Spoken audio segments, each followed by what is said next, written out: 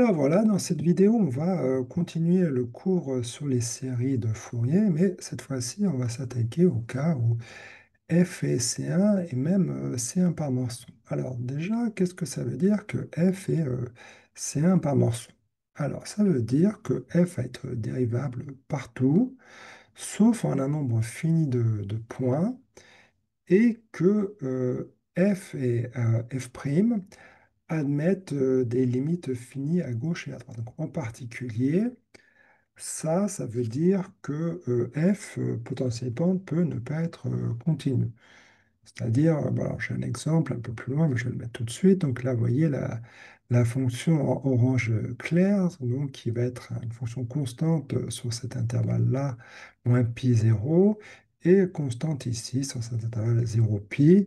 Donc effectivement, il y a une dérivée à gauche ici, mais par contre, là, il y a une discontinuité, mais bon, on peut définir la dérivée à gauche et la dérivée à droite.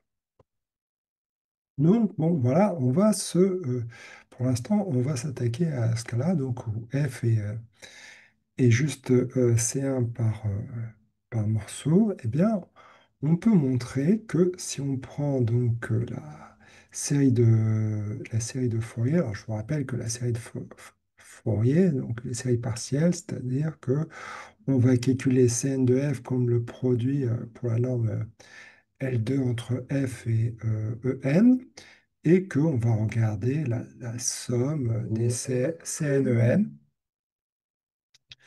On peut montrer que on a la convergence partout, donc ça va être pour tout t, vers f de t plus f de t moins. Alors, qu'est-ce que c'est f de t plus f de t moins? Bon, déjà, si f est continu, donc ce qui est le cas ici, mais en mettant que c'est le cas continu, bah, c'est simplement f de t plus et f de t moins, ça va être égal à t, donc finalement, on a que Sn de f va tendre vers f de t. Donc, c'est ce qu'on espère.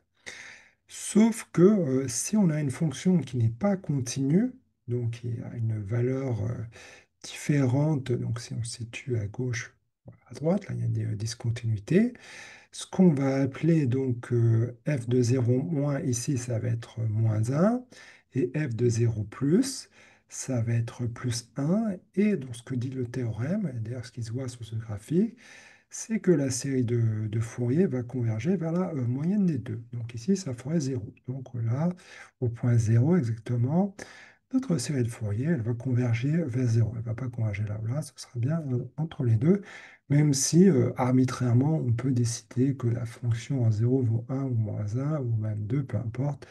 La série de Fourier, elle va converger à 0 parce que le fait de changer la valeur de la fonction en un point en particulier, ça ne va pas changer les coefficients de Fourier, donc du coup, ça ne changera pas les sommes partielles de série de Fourier.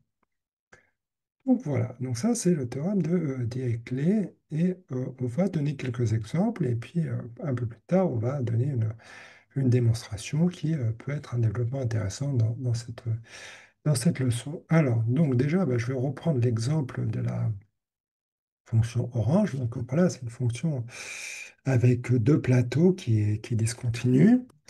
Et bon, voilà, on peut calculer assez facilement les coefficients de Fourier de cette fonction. Et on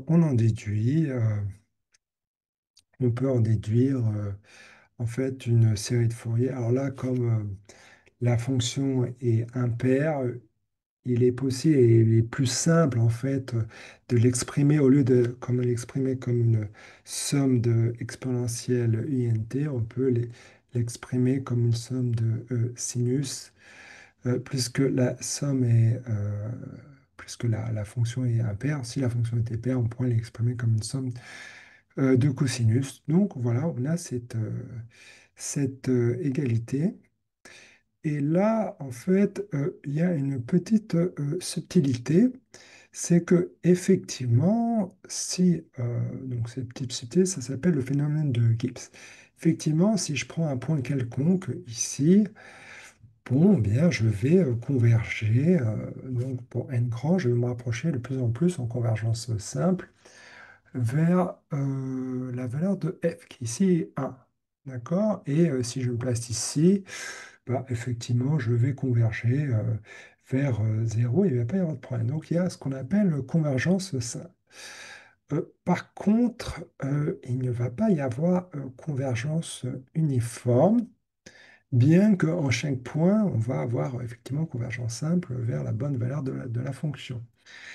Et la raison, la suivante, c'est qu'ici, vous voyez, on a une petite vaguelette, et que même si on prend un n très grand, en fait, la petite vaguelette va rester présente. C'est-à-dire que elle va être squeezée vers la gauche, donc elle va être donc, ici, là, ça va être devenir de plus en plus étroit, et donc les valeurs qui vont se situer donc, sur ce segment à droite de 0, effectivement, vont se rapprocher de 0, mais néanmoins, enfin pardon, de 1 ici, mais néanmoins, même pour un très grand, on va toujours trouver des valeurs qui vont être juste un tout petit peu à droite de 0, où la série de partiels de Fourier va prendre une valeur qui va être strictement plus grande que 1, et même on pourra montrer que je crois que ça va être plus grand que 1,2.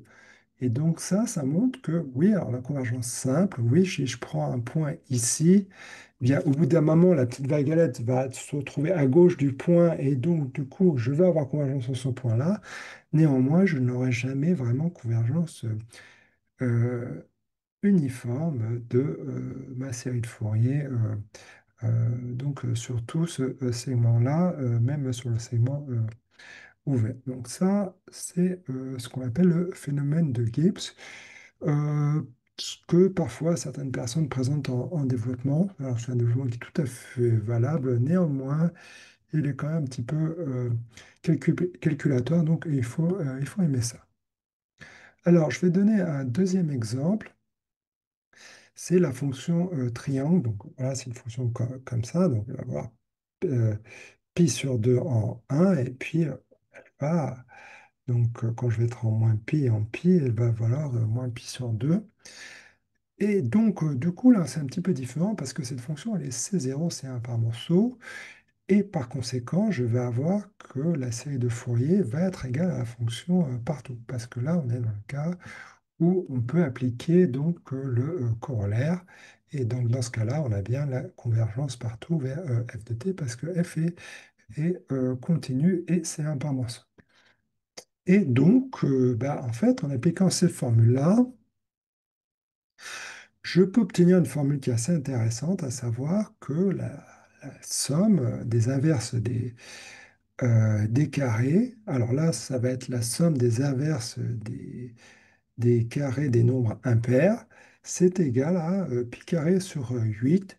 Bon, et à partir de là, c'est pas très difficile de montrer que la somme des inverses des carrés, c'est pi carré sur 6, mais en tout cas, ça me donne cette formule intéressante.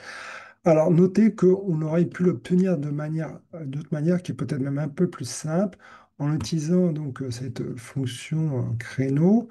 On a voilà, des coefficients de Fourier qui vont être en 1 sur n. Et on a une formule de Parseval, je vous le rappelle, qui donne la norme L2 en fonction de la somme des carrés des coefficients. Bon, et si vous prenez le carré des coefficients ici, vous voyez que vous allez vous retrouver avec du 1 sur n carré. Voilà, donc je crois que ce sera juste pour les nombres impairs, mais peu importe. Donc voilà, ça va faire la somme des impairs des carrés. Et vous allez pouvoir relier ça à la norme L2 de cette fonction et du coup retrouver cette formule-là. Donc voilà, on va s'arrêter là ici et la prochaine fois, on va avoir un développement qui va simplement être la démonstration du théorème de Dirichlet. Voilà, je vous remercie.